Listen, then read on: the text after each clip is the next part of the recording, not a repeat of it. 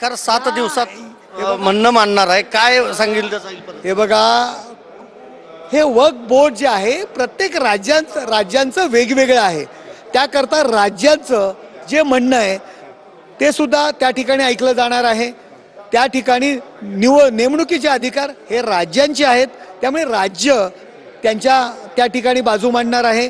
ज्या राज्याच्या ज्या जमिनी कलेक्टर ऑफिसच्या जमिनी असतील, राज्यांच्या जमिनी असतील, त्या कशा पद्धतीने वक्फ बोर्डाने स्वतःच्या म्हणून डिक्लेअर केलेल्या आहेत, देशाच्या राज्याच्या विकासामध्ये कसा अडसर ठरत आहे, राज्याला बाजू मांडण्याची संधी मिळाली पाहिजे.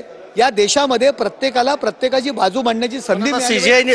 देशामध्ये देश आणि राज्य हे महत्वाचं आहे. मग बाकीचे जे बोर्ड असतील, संस्था असतील, मंडळी ही सरन्यायाधीशांनी असं म्हटलंय 70 पेक्षा जास्त याचिका दाखल आहेत, फक्त 5च ऐकणार याचिका. कोर्टरूम मध्ये देखील 5 जणांनाच परवानगी. हे बघा, बरोबर आहे, परंतु आता आपण पाहतोय की वक्फ सुधारणा विधेयकाला स्थगिती दिली म्हणून विरोधक जे बेंबीपासून ओरडत आहेत, तशी परिस्थिती नाहीये.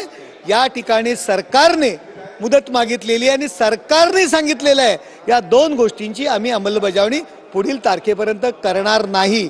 कोर्टाने कुठल्याही पद्धतीमध्ये वक्फ सुधारणा विधेयकाला स्थगिती दिलेली नाहीये. नवीन याचिका यापुढे दाखल करता येणार नाही. हे बघा, या कायद्याच्या अंमलबजावणी करता वेळ मागण्यासाठी हे सगळ्या गोष्टी सुरू आहेत.